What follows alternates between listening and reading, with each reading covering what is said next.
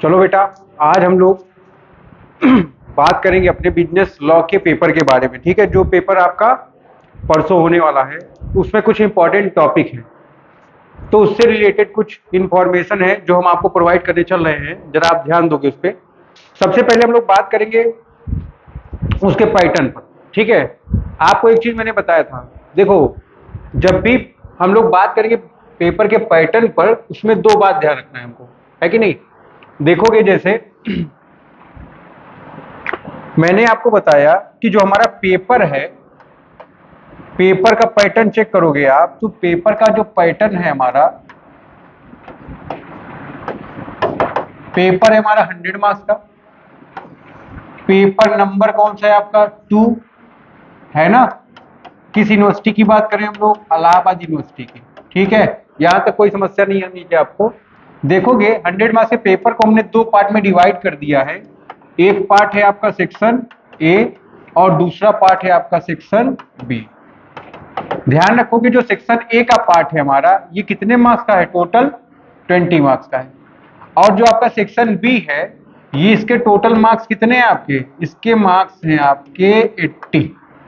ठीक है, अब एक चीज देखो, इसमें क्वेश्चन कितने हैं आपके? इसमें है क्वेश्चन आपके 2, है ना, पहला और दूसरा। ये एक ही क्वेश्चन के 2 पार्ट हैं। इसके भी मार्क्स 10 हैं, इसके भी मार्क्स कितने हैं? 10 हैं। इस बात को आपको ध्यान रखना है। ठीक है, इसमें हमारे पास कोई भी ऑप्शन नहीं है, मतलब आप जब भी सेक्शन ए में आओगे वो आपके लिए कंपलसरी है, वो आपको करना ही करना है। ठीक है, आगे देखोगे फिर तुम, ये है आपका ऑप्शनल। यहां पर हमारे पास क्या है? ऑप्शन है। यहां पर टोटल देखोगे नंबर ऑफ क्वेश्चन कितने हैं आपके? नंबर ऑफ क्वेश्चन है आपके पास 6। आपको करना कितना है? हमको करना है क्वेश्चन कितने? 4 के। यहां पर देखोगे इसके मार्क्स कितने हैं? 20 मार्क्स है ईच का। ध्यान रखना है यहां तक।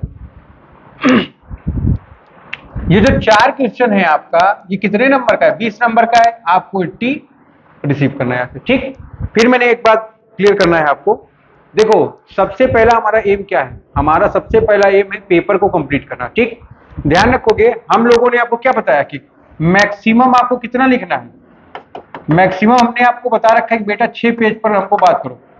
बट देखो पेपर में अगर 6 पेज नहीं हो पा रहा है, आप 1 पेज को रिड्यूस करो, इसको कहां पर लेके आओ? 5 पेज पर। फिर भी देखो अगर आपका टाइम मैनेजमेंट नहीं हो पा रहा है, आप 4 पेज लिखो। ठीक है, बट जब 4 पेज आप लिखोगे, ध्यान दो क्रीम मैटर, हमको किस पर डिस्कशन करना है? केवल क्रीम मैटर पर। अननेसेसरी बातों से हमको चीजों को बढ़ाना नहीं है। ठीक है, फिर पहली बात होगी। दूसरी बात चेक करो, जब भी आप लिखोगे, लॉ की जब बात होती है तो हम लोग उसमें बात करते हैं सेक्शंस की। अगर आपको सेक्शन लर्न है कंप्लीटली तभी आप उसको लिखो, अदरवाइज आप कोई भी सेक्शन मेंशन नहीं करोगे, केवल आप मैटर की बात अंदर के लिखोगे। ठीक है, अगर सेक्शन आपको पूरा बढ़िया से याद है फिर ही आप उसको पुट करना, अदरवाइज मत पुट करना, नहीं तो जो मार्क्स मिलना है वो भी नहीं मिलेगा। ठीक है, फिर एक बात और ध्यान रखोगे, जब भी आप लिखना स्टार्ट करोगे सबसे पहले क्या लिखोगे आप? मीनिंग। लॉ के पेपर में अननेसेसरी बात लिखने का कोई जरूरत नहीं है। आप चाहो मैक्सिमम आंसर 4 4.5 कर सकते हो। ठीक है ना। मीनिंग के बाद देखोगे इसमें डिफिनीशन। डिफिनीशन यहां पर देखोगे एक जस्टिस दे सकते हैं आपके, है ना, लॉ का बात है, जस्टिस आएंगे यहां पर। फिर आपका आएगा इंडियन कॉन्ट्रैक्ट एक्ट 1872 या जो भी होगा आपका, उसको आपको ध्यान रखना रहेगा। जिस एक्ट के बारे में बात करेगा वो, उस एक्ट के बारे में आप उससे बात कर लोगे। ठीक है, तो ध्यान देना यहां पर। ठीक है, तो ये कुछ बातें हैं। यहां तक अगर आपको कोई प्रॉब्लम ना हो तो हम आगे बढ़ेंगे। पेपर का पैटर्न देखो कुछ ऐसा है आपका। हम लोग किसका डिस्कशन कर रहे हैं यहां पर? हम लोग डिस्कशन कर रहे हैं यहां पर बिजनेस लॉ। अब देखोगे इस बिजनेस लॉ के पेपर को आपने कई पार्ट में डिवाइड कर रखा है। कर रखा है कि नहीं कर रखा? देखोगे जैसे आप यहां पर ध्यान से, तो एक पोर्शन है आपका आईसीए, इंडियन कॉन्ट्रैक्ट एक्ट 1872। फिर देखोगे इसके कई पोर्शन बने हैं, ठीक है ना। हम लोग बात करेंगे 1872 के बाद सोगा का, सेल ऑफ गुड्स एक्ट 1930 का। इसके बाद हम लोग बात करेंगे LLP, limited liability partnership act 2008 का बात करेंगे हम, ठीक है। इसके बाद हम लोग बात करेंगे एनआई एक्ट का, निगोशिएबल इंस्ट्रूमेंट एक्ट है आपका 1881। इसके बाद हम लोग को बात करना है लॉ ऑफ इंश्योरेंस, ठीक है। यहां तक आपको ध्यान रखना है इन सभी बातों को, ठीक है। देखोगे सबसे पहले अभी हम बात करने चल रहे हैं आईसीए पर, इंडियन कॉन्ट्रैक्ट एक्ट पर, ठीक है। तो ये 5 पोर्शन है ना। एक चीज देखो, अब आपके पास पेपर में बहुत कम टाइम, आप अगर चाहो पीछे से पढ़ो, सबसे पहले आप इसको पहली प्रायोरिटी दे दो, इसको पढ़ लो। बहुत छोटा लॉ है ना। इसमें आप पढ़ सकते हो जनरली मीनिंग, है ना, इंपॉर्टेंस और प्रिंसिपल, ठीक है ना। देखोगे हमेशा इसी में से क्वेश्चन आ रहा है बार बार। अगर आप अपना प्रीवियस ईयर का पेपर उठा के देखोगे तो यहां से मैक्सिमम वेटेज आपको मिल जाएगा, ठीक है। यहां से आपको ज्यादा प्रेफरेंस देना है होल्डर ड्यू कोर्स को, एसडीसी को। होल्डर ड्यू कोर्स क्या है, आप यहां पर क्रॉसिंग पढ़ सकते हैं, है ना, क्रॉसिंग एंड इट्स टाइप, ठीक। आप यहां पढ़ सकते हो बिल ऑफ एक्सचेंज और प्रॉमिसरी नोट्स में डिफरेंस, ठीक है। उसके बाद आप यहां पर पढ़ सकते हो, बस अगर चाहो छोड़ दो उसको, ठीक है। फिर एलएलपी में हम लोग बात करेंगे किसका मीनिंग, एलएलपी का मीनिंग क्या है, डिफिनीशन क्या है ना। पार्टनरशिप में और एलएलपी में डिफरेंस क्या ठीक है। रजिस्ट्रेशन प्रोसीजर क्या है ना। उसके बाद यहां पर पार्टनर की जब आप बात करोगे तो पार्टनर में ध्यान दोगे कि डिजिग्नेटेड पार्टनर कौन बन सकता है, उसके लाइबिलिटीज क्या है, उसकी ड्यूटीज क्या है, कौन ऐसा पर्सन है जो लाइबल है डिजिग्नेटेड पार्टनर के लिए, ठीक है। ये सब बातें। फिर सेल ऑफ गुड्स एक्ट में जब आप बात करोगे, सेल ऑफ गुड्स एक्ट में आएंगे, अभी मैं पूरा प्रॉपर क्वेश्चन बता रहा हूं, पहले आपको बता दूं मोटा मोटा ये सारा बात, ठीक है। तो सेल ऑफ गुड्स एक्ट में हम लोग पढ़ लेंगे मीनिंग डिफिनीशन सब में पढ़ना है आपको। गुड्स के बारे में आप यहां पर पढ़ सकते हो, यहां सवाल पूछ सकता है आपका, टाइप्स ऑफ गुड्स के बारे में पूछ सकता है, ठीक है। उसके बाद आप चेक करोगे यहां पर डिलीवरी की बात कर रहा है और इसके टाइप्स की बात कर लिया है, ठीक है। फिर ध्यान दोगे, आप पढ़ लोगे यहां पर कंडीशंस एंड वारंटी, ठीक है। फिर आप यहां पढ़ेंगे, यहां से कई बार पूछा है अनपेड सेलर। अनपेड सेलर कौन होता है, इसके राइट्स एंड ड्यूटीज क्या क्या है, ये क्वेश्चन आपसे कई बार पूछ रखा है, ठीक है। फिर यहां पर हम लोग बात करेंगे, आइए यहीं से डिस्कस करते हैं हम लोग पूरे पेपर का, ठीक है। तो चलो स्टार्ट करते हैं हम लोग यहीं से, आ जाओ सब लोग।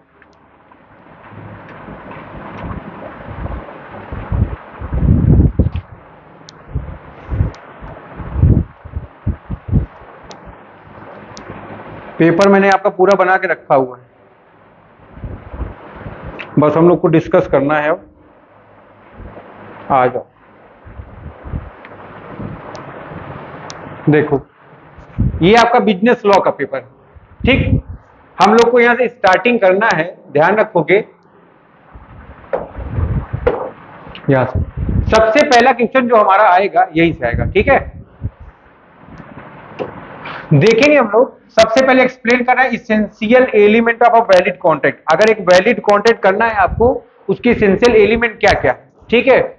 और ध्यान देना, यहां से हर बार क्वेश्चन पूछा है, ठीक है। हमने आपको पढ़ा रखा है इसेंशियल एलिमेंट ऑफ कॉन्ट्रैक्ट को, 10 पॉइंट है उसमें, सेक्शन 10, सेक्शन 29 एंड सेक्शन 56 इसके बारे में बात करता है, ठीक है। उसमें बात है आपका ऑफर क्या होता है, एक्सेप्टेंस क्या होता है, किस तरह के ऑफर को यहाँ पर रखा गया है, किस तरह के ऑफर को यहाँ से बाहर कर दिया गया, कि ये सारी बातें ध्यान में रखोगे आप, ठीक है। फिर कुछ क्वेश्चन देखोगे, हो सकता है आपका सेक्शन ए में पूछ लिया जाए, ये सब सेक्शन ए के लायक क्वेश्चन है। जैसे देखोगे वाइड एग्रीमेंट और वाइडेबल कॉन्ट्रैक्ट में डिफरेंस क्या है, वाइड और इलीगल कॉन्ट्रैक्ट क्या होता है, एग्जीक्यूटेड और एग्जीक्यूटरी कॉन्ट्रैक्ट क्या क्या है, ये सारे डिफरेंट डिफरेंट कॉन्ट्रैक्ट के बारे में बात कर रहे हैं, ठीक है ना। फिर एक्सप्रेस और इंप्लॉयड कॉन्ट्रैक्ट क्या होता है, ठीक है, इसके बारे में बात कर रहा है। ध्यान दोगे, एक बड़ा इंपॉर्टेंट क्वेश्चन है आपका, जरा ये देखो ध्यान से, अगर आप देखो यहां पर इसमें इसने बोला हुआ है ऑल कॉन्ट्रैक्ट आर एग्रीमेंट, जितने भी कॉन्ट्रैक्ट हैं वो सब एग्रीमेंट हो गए भाई, एग्रीमेंट हो गए तभी तो कॉन्ट्रैक्ट बने हैं। But all agreement are not contract, लेकिन सारे एग्रीमेंट कॉन्ट्रैक्ट नहीं बन सकते हैं। यहां पर आप सोशल नेचर के कॉन्ट्रैक्ट की बात करोगे, miss welfare versus Mrs welfare का आप यहां पर बात करोगे, ठीक है। फिर what is mean by a valid offer, एक वैलिड ऑफर कैसे बन सकता है, ठीक है। और वो ऑफर से और इन्विटेशन टू ऑफर में अंतर आपसे यहां पर पूछा है, इन सारी बातों को आपको ध्यान रखना है, ठीक है। फिर हम लोग बात करेंगे इसके आगे। आओ क्वेश्चन नंबर 5 देखोगे ध्यान से, जब 5 पर आ रहे हैं हम लोग, यहां पर ध्यान देना हमको, what do you understand by acceptance, acceptance क्या है।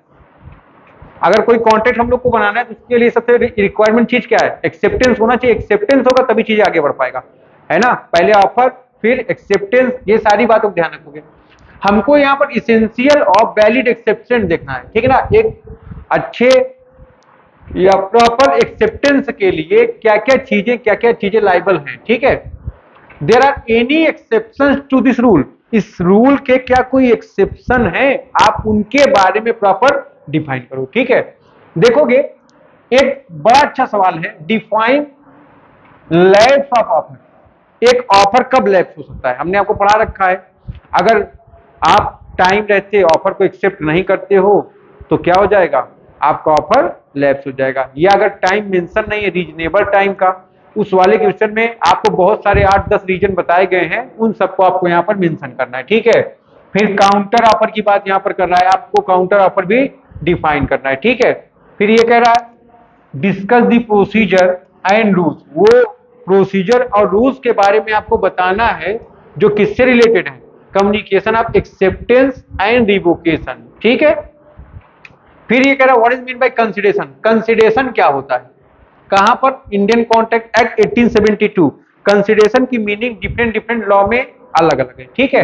तो हमको ये किस बारे में बताना है, केवल इंडियन कॉन्ट्रैक्ट एक्ट 1872 के बारे में बताना है, ठीक।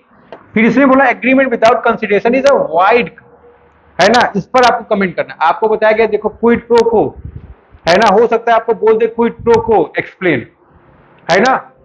तो इन सब चीजों को आपको कायदे से पढ़ना है और इस पर प्रॉपर आपको स्टडी करनी है। देखोगे फिर इसने पूछ रखा है आपसे कैपेसिटीज ऑफ पार्टीज का मतलब क्या होता है, आपको डिफाइन करना है कैपेसिटी ऑफ पार्टी, है ना। तो देखोगे ध्यान से, कैपेसिटी ऑफ पार्टीज का मतलब क्या है, कौन कौन से पर्सन लाइबल हैं कॉन्ट्रैक्ट करने के लिए, ठीक है। तो हमको ये सब देखना है और क्या रूल्स हैं माइनर्स का, ठीक है ना, किसके रिगार्डिंग, एक एग्रीमेंट के, ठीक है। इन सब चीजों को भी हमको यहाँ पर डिस्कस करना है, इन बातों को आपको ध्यान रखना है, ठीक है। इसके अलावा कुछ क्वेश्चन और हैं आपके, देखेंगे हम लोग। जैसे ध्यान रखोगे what is mean by, sorry, explain the term free consent, हमने आपको 5 बातें यहां पर बताया था, है ना। बताया था आपको कोर्सिन, फ्रॉड, अंडू इन्फ्लुएंस, फिर मिस रिप्रेजेंटेशन और मिस्टेक। अगर ये 5 चीजें हैं तब तो कंसेंट फ्री नहीं हो सकती है, अदरवाइज कंसेंट क्या होगी आपकी, फ्री होगी। तो इंडियन कॉन्ट्रैक्ट एक्ट 1872 में आपको डिफाइन करना है आपकी कंसेंट को कब फ्री माना जा रहा है, ठीक है ना। देखोगे आप इसके बाद एक्सप्लेन द टर्म, है ना, फ्री कंसेंट हो गया। उसके बाद देखोगे what is mean by discharge of contract, है ना। आप क्या समझते हो discharge of contract, discharge of contract का मतलब क्या होता है, कॉन्ट्रैक्ट का कंप्लीट हो जाना, है ना। फिर एक्सप्लेन दी वेरियस मोड्स इन, ये बहुत इंपॉर्टेंट क्वेश्चन है, आप यहां पर जरूर वर्क करेंगे, ध्यान रखिएगा, ठीक है। फिर अब हम लोग आ जा रहे हैं यहां पर, यहां से आ जा रहे हैं सोगा पर, सेल ऑफ गुड्स एक्ट 1930 पर आ जा रहे हैं, ध्यान दोगे तो चलो चेक करो भाई। यहां पर देखोगे यहां पर पूछा what is mean by goods, अभी मैंने आपको बताया ना कि गुड्स के ऊपर काम करना है हमको, ठीक है। सेल ऑफ गुड्स एक्ट 1930 में इलेक्ट्रिक को भी गुड्स माना गया है, ठीक है। इन सब चीजों को आप यहाँ एक्सप्लेन करेंगे, ठीक। और डिफरेंट टाइप्स ऑफ गुड्स के बारे में भी आप बात करोगे यहाँ पर, है ना। फिर इसी लॉ में आप देखोगे कंडीशन एंड वारंटी, है ना, बहुत इंपॉर्टेंट क्वेश्चन है आपके पेपर के पॉइंट ऑफ व्यू से। इसमें आपको प्रॉपर काम करना है, इसमें कोई भी लापरवाही नहीं करनी, ठीक है। Explain the difference between condition and warranty, condition और वारंटी में डिफरेंस क्या है, इन बातों को भी आपको एक्सप्लेन करना है, ध्यान रखना है इन सभी चीजों को, ठीक है। आगे आते हैं हम लोग इसके बाद। एक चीज और देखोगे, देखो अभी मैंने आपको 14 बताया, एलएलपी क्या है ना, कहां पर, अंडर दी एलएलपी एक्ट 2008। उसके बाद ध्यान रखोगे how is different from a conventional partnership, उस वाले का, ठीक है ना। देखोगे यहां पर कन्वेंशनल पार्टनरशिप क्या है, इन सभी चीजों को भी आपको डिस्कस करना है यहां पर, ठीक है। उसके बाद देखोगे इसी एक्ट में मैंने आपको एक चीज बताया अभी, अनपेड सेलर कौन होता है ना। अनपेड सेलर से आप क्या समझते हैं, फिर एक्सप्लेन करने आपको rules regarding the under unpaid seller, किस एक्ट में, under the sale of goods act में, ठीक है। इन बातों को भी आपको क्लियर करना है। फिर देखोगे आप, अच्छा सेल ऑफ गुड्स एक्ट में और कोई है, कंडीशन वारंटी हो गया आपका, गुड्स हो गया, डिलीवरी की भी मैंने बात की थी, आप डिलीवरी को भी पढ़ लोगे, ठीक है। फिर देखोगे यहां पर, ये हम लोग बात करें इंश्योरेंस एक्ट में, यहां पर आपको बताना है इंश्योरेंस लॉ का मतलब क्या है ना। आप किसी भी गुड्स का या एसेट का इंश्योरेंस आप क्यों करवाते हो, उसके पीछे रीजन क्या है। और ध्यान रखना प्रिंसिपल, ये मोस्ट इंपॉर्टेंट क्वेश्चन है, हो सकता है ये कल आपके पेपर में मिल जाए, ठीक है। तो इस पर भी आप प्रॉपर वर्क कर लेंगे, ठीक। Explain the rules for incorporation and registration related to LLP. अच्छा अभी मैंने एलएलपी का बताया था आपको कि रजिस्ट्रेशन प्रोसीजर आप जरूर पढ़ो, रजिस्ट्रेशन प्रोसीजर एंड दोनों में डिफरेंस, ठीक है। फिर हम लोग आ गए एनआई पे, होल्डर इन ड्यू कोर्स क्या है, एक्सप्लेन करना है डिफरेंस रूल किससे रिलेटेड है, जो कि होल्डर इन ड्यू कोर्स से, ठीक है। क्रॉसिंग क्या होती है और क्रॉसिंग कितने टाइप की होती है, ये भी पेपर में कई बार पूछा गया है, इस पर भी आपको प्रॉपर काम कर लेना है, ठीक है। ध्यान रखो, हो सकता है पेपर में ये क्वेश्चन भी आपको मिले, ठीक। फिर देखोगे what is mean by doctrine of कैवेट emitter, है ना, उपभोक्ता सावधान रहिए, ये हमारा एक रूल है सेल ऑफ गुड्स एक्ट में, इसको भी आप कायदे से पढ़ोगे, है ना।